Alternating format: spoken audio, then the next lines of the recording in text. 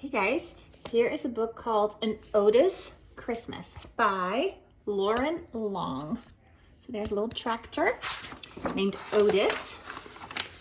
Let's read about Otis. It was wintertime on the farm where the friendly little tractor named Otis lived. Snow covered the hills. Church bells rang through the cold wintry valley, and Christmas was almost here. Christmas was a festive time on the farm. The farmer strung lights, hung wreaths, and trimmed the annual Christmas tree. Otis loved Christmas, but this one was even more special. One of the horses was expecting a baby foal. Otis could hardly wait to welcome it into their farm family. He would teach the new arrival about life on the farm, and he was excited to have a new friend to play with. Put puff, buttity chuff. On Christmas Eve, the farmer came to the barn and fed the animals their traditional Christmas meal of hot bran mash with chopped apples and brown sugar. Otis delighted in watching them dig in around the trough. He knew how much they loved the special treat. While the animals were eating, the farmer opened his toolbox and brought out a package wrapped with a bow. He opened the package, pulled out a shiny horn, and said, "Merry Christmas, Otis." He bolted the horn onto him, saying, "A special tractor needs a special horn."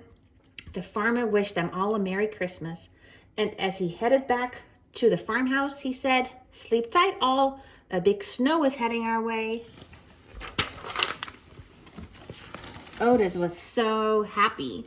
He didn't know what to do. He had never ever received a Christmas gift before, and he had always wanted a horn like the truck had. As Otis settled into his stall for a good night's sleep, the snow started falling, and he thought this was sure to be the best Christmas ever. Put puff, puttity, zzz, sleep. But suddenly Otis woke to the sound of troubled voices. It was the farmer in the horse's stall. The horse was pacing back and forth, breathing heavily, and swinging her head up and down. Something was wrong. She stopped, pawed at the ground, dropped to the floor, rolled over onto her back, and then to her side. Something was very wrong. Then Otis heard the farmer say something that sent chills through his frame. "We need Doc Baker out here tonight, or we'll lose them both."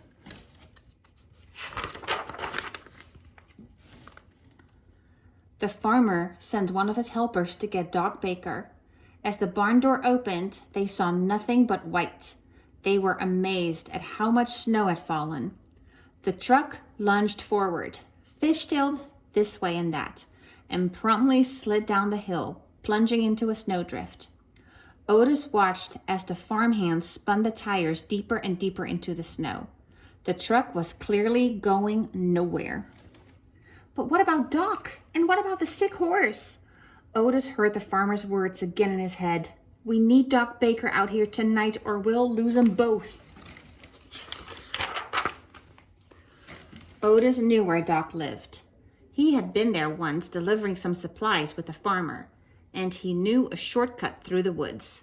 With snow up to his chin, Otis headed out into the cold night to get Doc.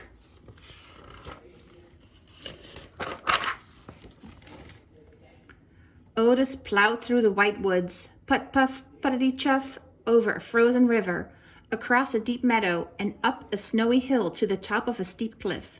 And that's when Otis realized he was lost. He had climbed the wrong hill.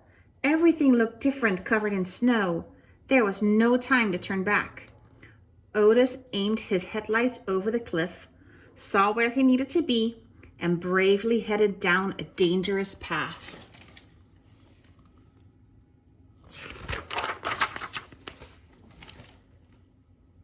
The way down was slippery and treacherous. It took all of Otis's courage to keep going.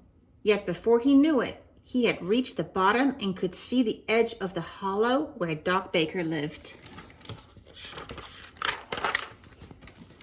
All was quiet that Christmas Eve as Otis plowed up to Doc's house.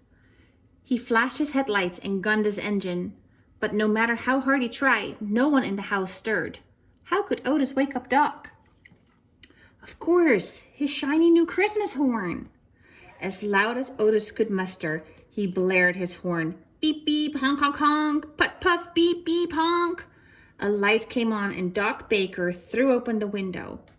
Otis reared up, chuffed, and spun around in a circle. It looks like Otis the tractor, Doc said. There must be trouble on the farm.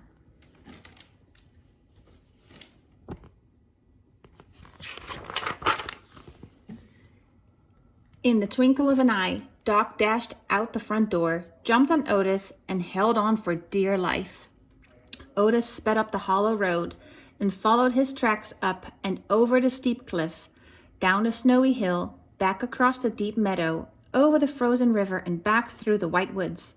The cold wind whipped their faces as Otis and Doc Baker sped through the deep snow back onto the farm.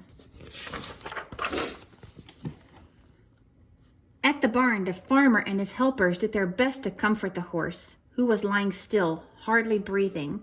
With no way of getting Doc Baker in the blizzard, there was little hope. A hush came over the barn, and the farmer prayed for a miracle. All was quiet until... Put, put, puff, beep, beep, honk, honk. The farmhands threw open the door. It's Otis, and he has Doc with him. They ran out into the snow to help Doc Baker into the barn. The doors closed, and immediately Doc got to work. Otis stayed outside, desperately waiting to see if Doc Baker could save the horse and the little foal.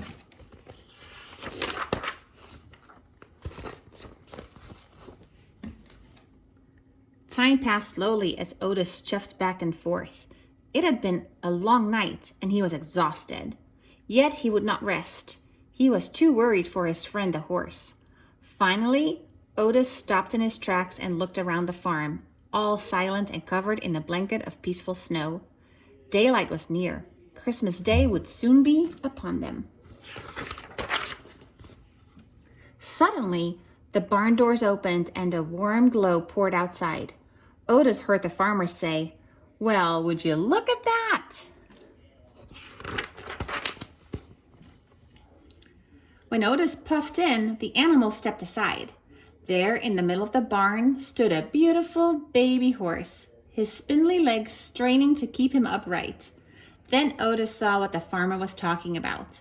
The little foal had a marking the shape of a star on his forehead.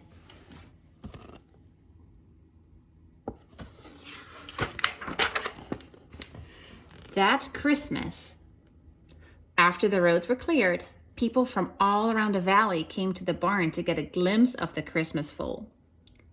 Otis beamed with pride and realized that this certainly was the best Christmas ever.